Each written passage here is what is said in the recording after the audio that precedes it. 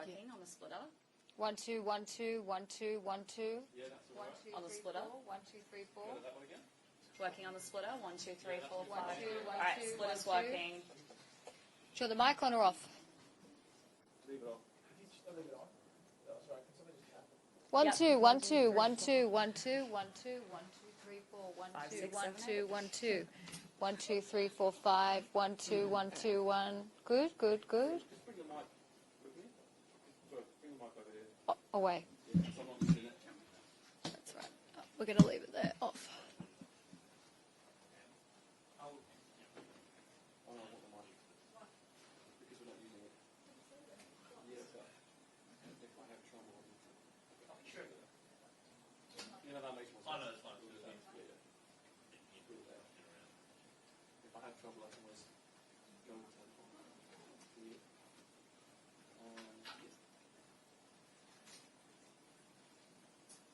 How are you guys? Time?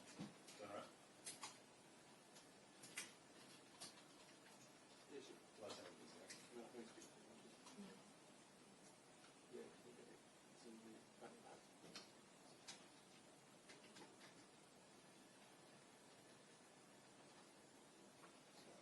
I still can use the hand function. So one more. I'm just setting up.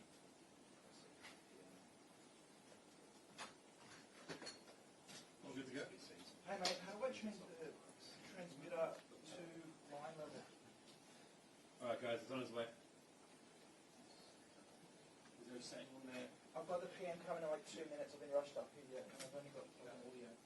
Yeah.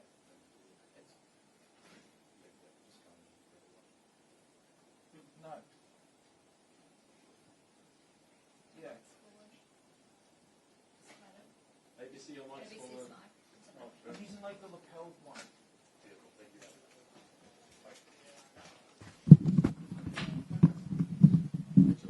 Can you hold it, mate? None of us are ready. We need like 5 minutes. I don't have audio. Just like 2 seconds, you idiot.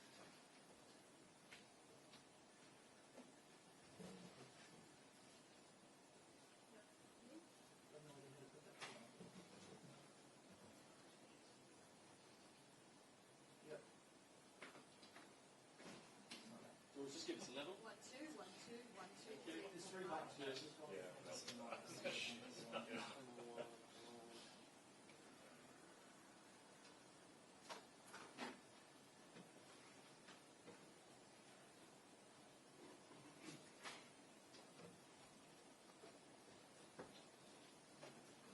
Holding for you guys as quick as you can. Thanks. We're doing our best, mate. Sorry.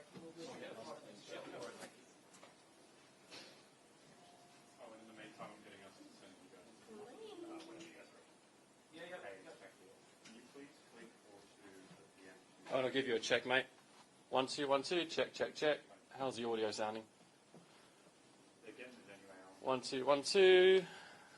Testing, testing, testing. Yep. Check, check, check. Yep. Testing, testing, testing. Check, check, check. 1 2 1 2. Yep.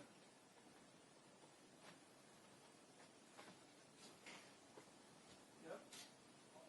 Testing, testing, testing.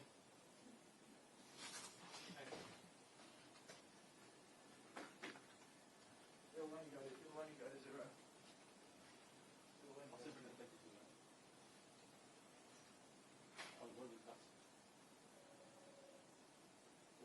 Can someone just have a chat in the mic? Is that alright? Sorry, thank you. No, good. 1 2 3 4 5 6 7 8. 1 2 3. Thanks, mate. Cheers, mate. I'm gonna leave it open, but Yeah. Get that from us on. Yeah, take out these. can someone take my spot in the middle then? I'll do colours. What's that into, mate? Thank you, bro. Sorry, everyone.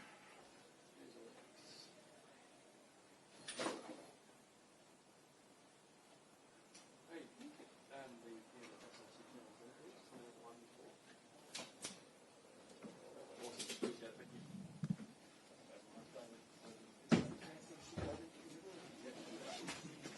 Alright, ready to go?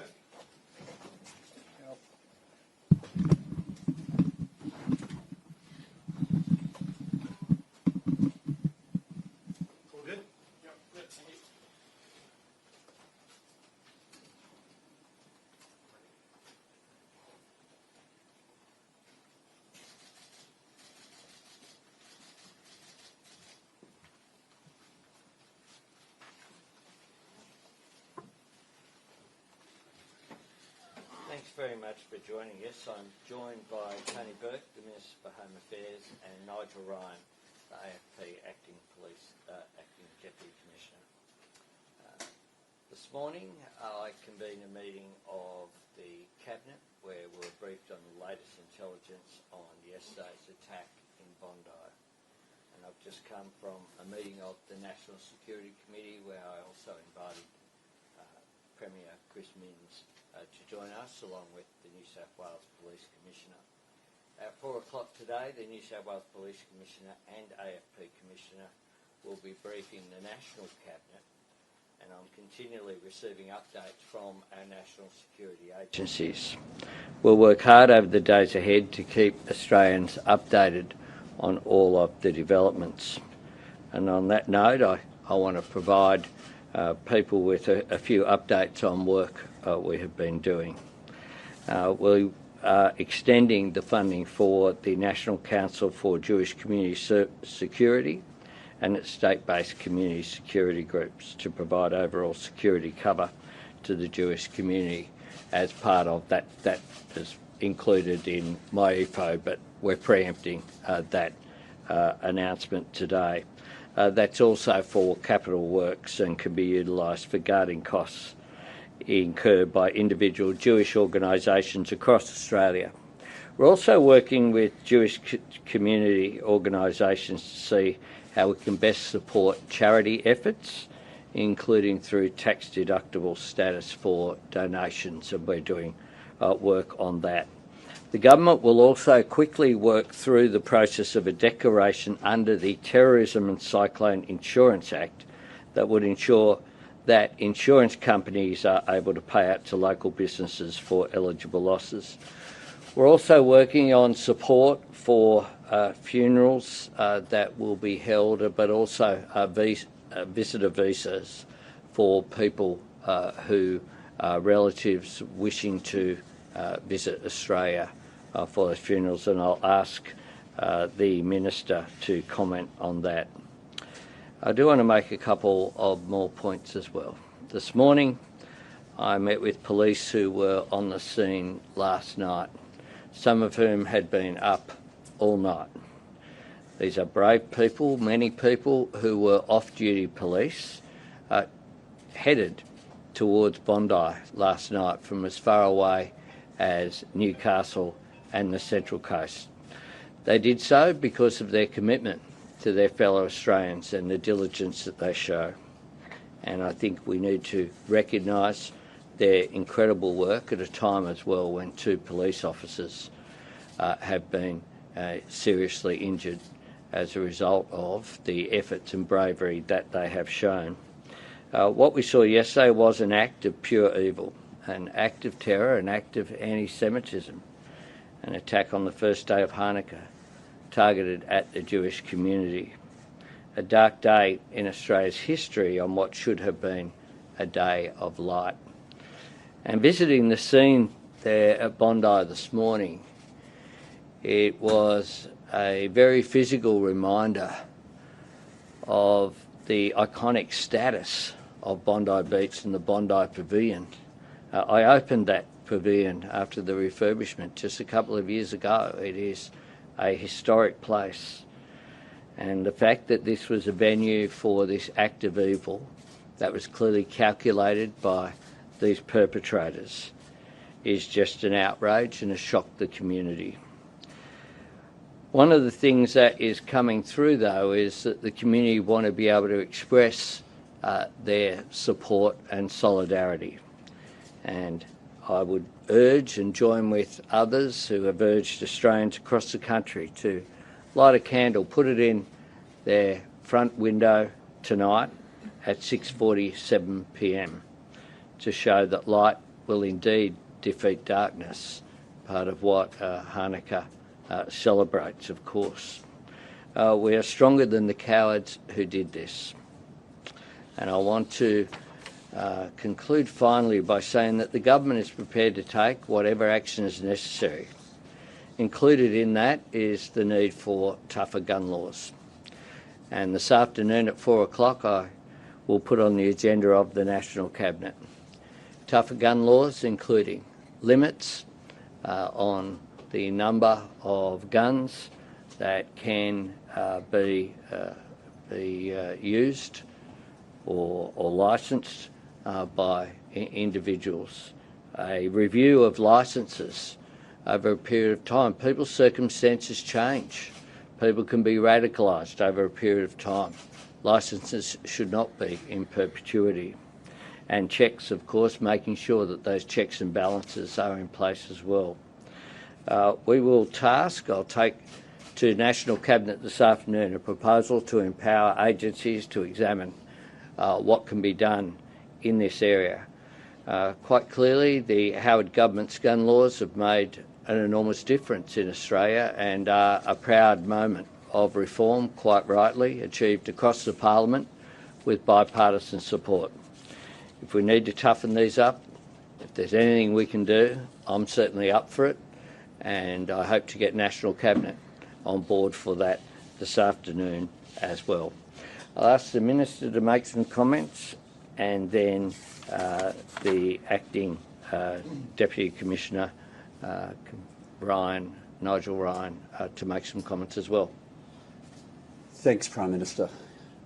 Yesterday was an attack on Jewish Australians, it was an attack on modern Australia, it was an attack on Australia itself. And all Australians stand together against that attack. The police who were there standing together against the attackers, first responders standing together against the attackers, and even a bystander like Ahmed standing there putting their own lives at risk against those attackers. The Joint Counter-Terrorism team involving ASIO and the Australian Federal Police, with the investigation being led by New South Wales Police, needs to be allowed to do its work. While that work is happening, though, there are needs for the community right now. One of the additional things that the community have raised directly with me is because of the number of people who will have family members overseas, not only in Israel but in other parts of the world, who will want to be able to get them here rapidly for funerals.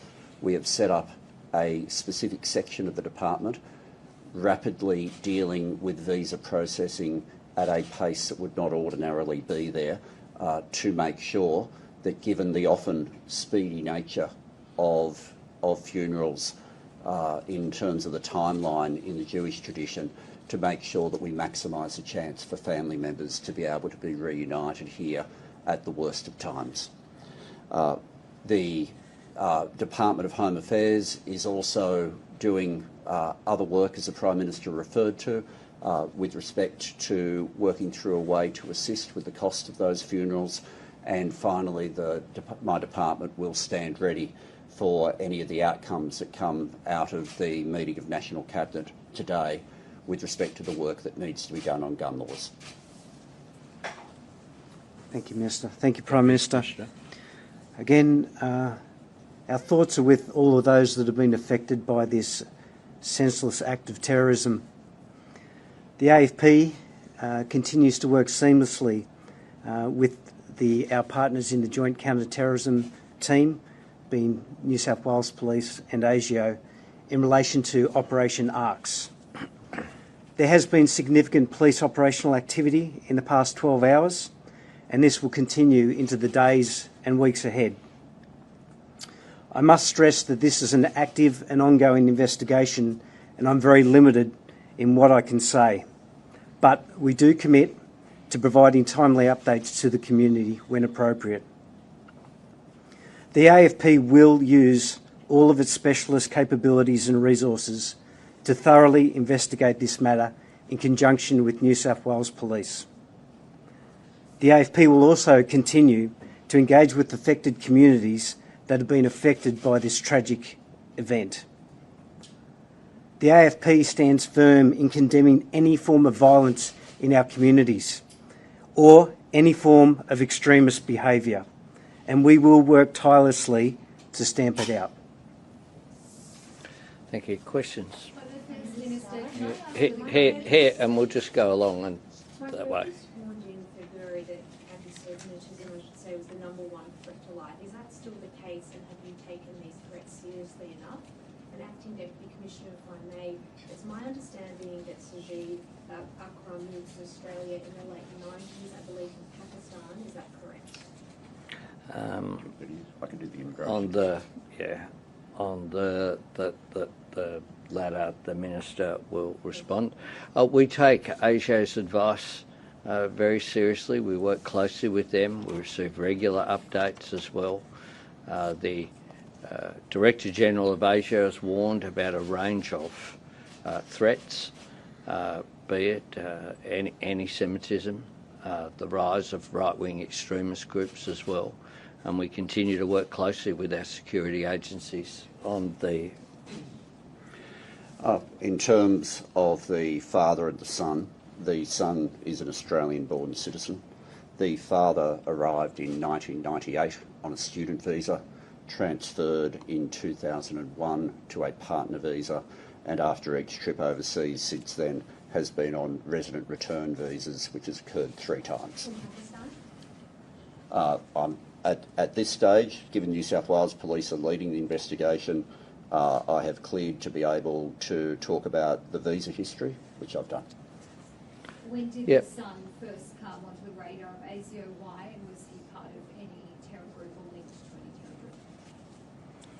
terror group? The son first came to attention in October 2019. He was examined on the basis of being associated with others, and the assessment was made that there was no indication of any ongoing threat or threat of him engaging in violence. Do you believe that to be failing? I've reported factually on what ASIO have found. Your hand-picked anti-Semitism envoy has demanded you accelerate your anti-Semitism plan. You haven't acted on for 6 months. Do you plan to accelerate this in any way following this horrific event? Well, we have acted and will continue to act on the implementation of the plan. The plan was announced right here in this room with the envoy, and I thank her for the ongoing work. A range of the recommendations that she made have been acted on. She recommended that legislation be strengthened to appropriately address anti-Semitism and hateful conduct vilification. Action 3.2. We've done the following. We've criminalised hate speech, advocating violence. We've criminalised doxing under Privacy and Other Legislation Amendment Bill, and we have a landmark ban on the Nazi salute and hate symbols with penalties of imprisonment and or a fine of up to $16,500. She recommended the strengthening of institutional accountability and university reform. We created the National Student Ombudsman, was established this year, with strong investigative powers, same as those of a Royal Commission. We conducted the review of the Tertiary Education Quality and Standards Agency, has commenced, and that review consultation power was released by the Minister in September, with responses due in October. Special Envoy is also progressing with the Ministry of Support from the Department of Home Affairs, a university report card evaluating university measures to promote inclusivity for Jewish students and staff. Recommendation 3.3 was on education awareness and public discourse. We've allocated $4 million to expand the social cohesion work of Together for Humanity in schools. Recommendation 3.5 was the enhanced protection of Jewish communities through physical security measures, and I've commented on the further extension of that we are putting in place. Recommendation 3.9 was reviewing and strengthening migration and citizenship matters, and the Department of Home Affairs is undertaking a review of relevant training packages to strengthen modules on assessing whether an applicant's conduct involves inciting or promoting hatred and ensuring coverage of vilifying behaviour directed at any group. Recommendation 3.12 was support for Jewish communities' cultural, social and religious life while ensuring safety and security. We've committed grant funding, which we announced in January, including $8.5 million to upgrade the Sydney Jewish Museum, 4.4 for the National Holocaust Education Centre in Canberra, an additional $2 million to the Holocaust Institute of Western Australia, and we committed $18 million to the Jewish Arts Quarter in Melbourne. We'll continue to work at the levels with the Envoy, including the number of the recommendations, of course, for state governments to implement as well. Paul? Why did ASIO's interest in the AFRAM not raise red flags that would prompt a re-evaluation of the father's licence to have 6 guns? And when you talk about introducing more checks and balances, clearly in that situation, would you say that the gun licence should be revoked? Well, what's important is that the authorities be enabled to do their work. That's what we have done. I've reported to you accurately ASIO's advice, including the timelines, which were done in 2019. The assessment was made because of the son's associations that he had at that time, and the investigation went for a period of 6 months. They closed the file, they didn't tell anyone, they didn't ask about what are the guns. associations of concern? Who is the association? Well, that's a question with respect to for the ASIO Director General, but it was people he was associated with rather than things that he himself had done. ASIO closed the file, Hang on. tell anyone else. Hang on, one at a time, please. Can we hear from Home Affairs Minister Sure. that you're able to expand on those associations? Well, no, it's the exact same answer that the Prime Minister just gave, that the assessment of ASIO was with respect to his associations rather than at that point there being a personal motivation from him. ASIO closed the file and didn't tell No, you're making a whole lot of extra assumptions. We've given you the information, and that's what we've given you. ASIO makes decisions as to what could be provided. We provided that with you. Should they have told police so that someone could investigate whether a close relative of his was licensed to have firearms? Did they tell anyone else? I've got full support for our security agencies, and part of making sure that they can do their job is making sure that information is brought out in the way in which we are doing it right now. Are his other We family got- members being investigated? just- Are his other family members being investigated? I beg your pardon? Are there other family members being investigated? Do you have any concerns about the other family members? I have full support for our security agencies, and I'm authorised to give you the information which I have given you. And you would understand this is an ongoing investigation, and therefore we are not in a position to compromise that ongoing investigation. We have gone through the committees what we are able to tell you. We're providing as much information as possible. Prime Minister, has Australia gotten complacent on gun control since Port Arthur? And in terms of the gun control ideas that you'll be bringing to National Cabinet, what is within your power to do, and what do you need from the states?